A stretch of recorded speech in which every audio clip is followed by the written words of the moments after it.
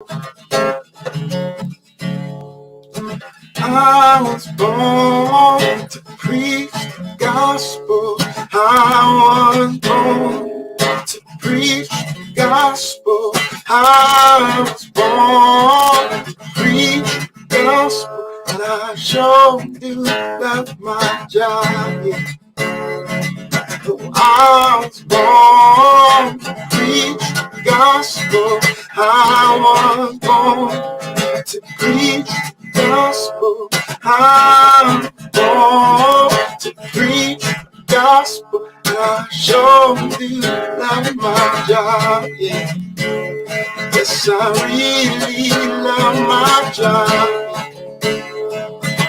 I'm a disciple that makes disciples that makes disciples. Oh, I'm a disciple that makes disciples that makes disciples.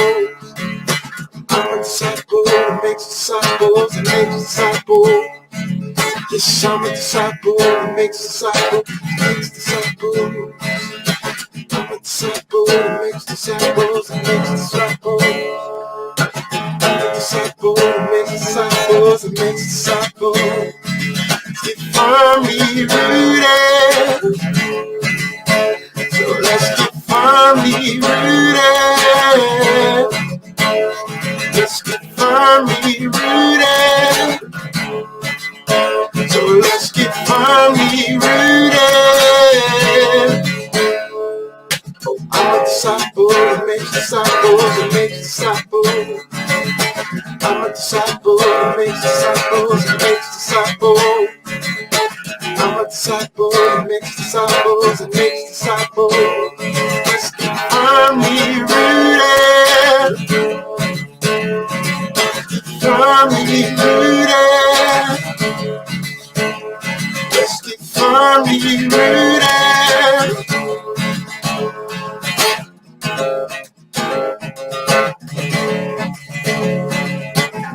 Yeshua, Yeshua, Yeshua, Yeshua, Yeshua, Yeshua. I'm a disciple that makes disciples that makes disciples. We're disciples that make disciples that make disciples. We are disciples that make disciples that make disciples. We are disciples that make disciples that make disciples. Let's get firmly rooted. Firmly rooted.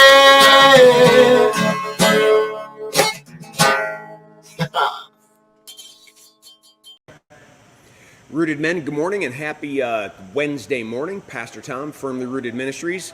And I know that your inquiring minds would like to know, yes, I remember to take out the recycling and the trash today. And my wife says, woohoo! Bert Reggiani, good morning. Mike Sandbrink, good morning. Let's see, who else? Ken Gooch, good morning. We've got Tony Agro, good morning, everyone. Brian Vlaming, good morning. Got a few guys jumping on. Good. All right. Not a whole lot of deep stuff here in this latter part of Philippians chapter 2. I mean, first part of chapter 2 has some deep theology in it, but now we're getting into practicality. And I just want you to listen to this. I'm going to read it, not say a whole lot about it, but what I want you to listen to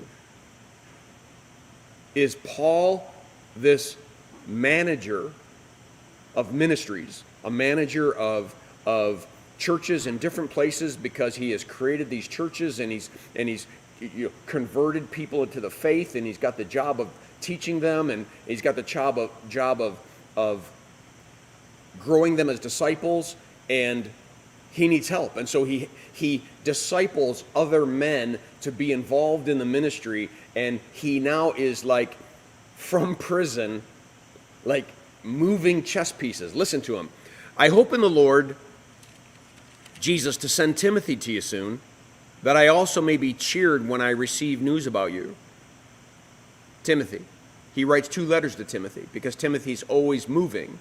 Timothy is always moving and being sent. He's a disciple of Paul, and Paul now is trusting him. I might send Timothy to you so that I might be cheered up. I have no one like him who takes a genuine interest in your welfare.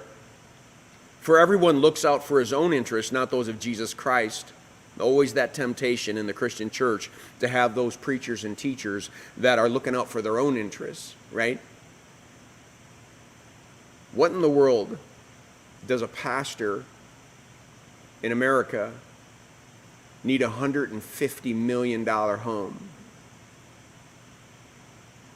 Jets. What does that mean?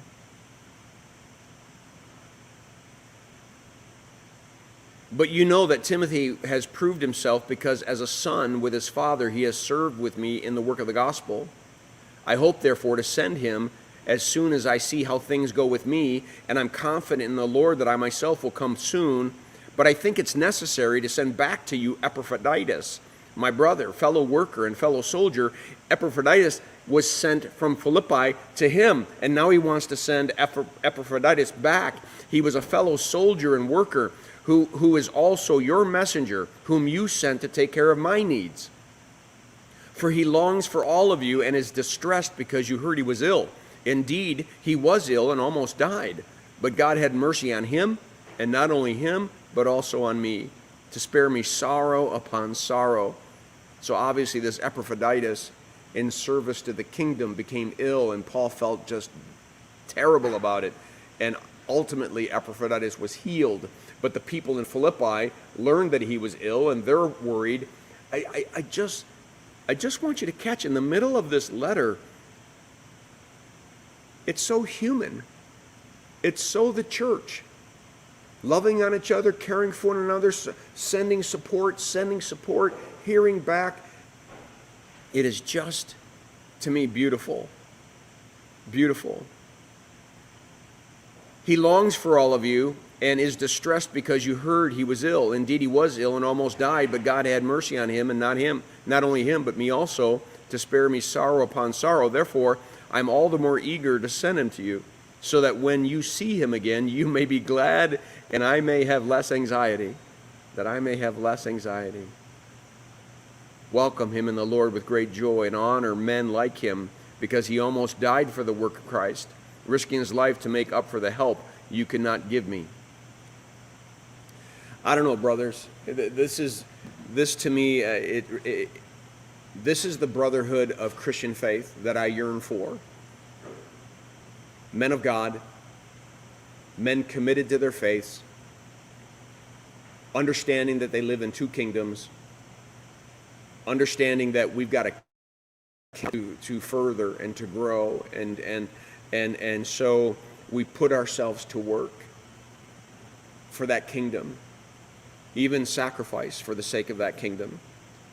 And in so doing, we support one another. We lift each other up. Timothy is supporting Paul. Epaphroditus was sent by the Philippians to support Paul. He's sending them back, wants to send Timothy back. Look how the church is caring for itself. Physically and spiritually. It's not about going to church. It's about being the church. And being the church is recognizing that church is not a place we worship at. Church is what we are 7 days a week. And we need to love on each other. We need to support one another. We need to disciple one another. We need to grow with one another. And we need to move in the direction that the Spirit is moving us. So, yeah. That's the word I have for you today. Steve Ponoworski, good morning. Bobby Roop, good morning. Great to have you guys on board. I hope that this devotion was a blessing to you. I hope that it just rings about true fellowship that Christian men should have. And I hope that we're yearning to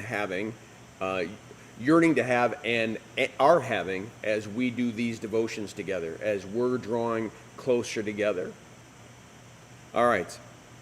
That's what I have for you. I hope that this devotion was a blessing to you. Have a great day. Make it a firmly rooted day. And may someone see Jesus in us today. Peace.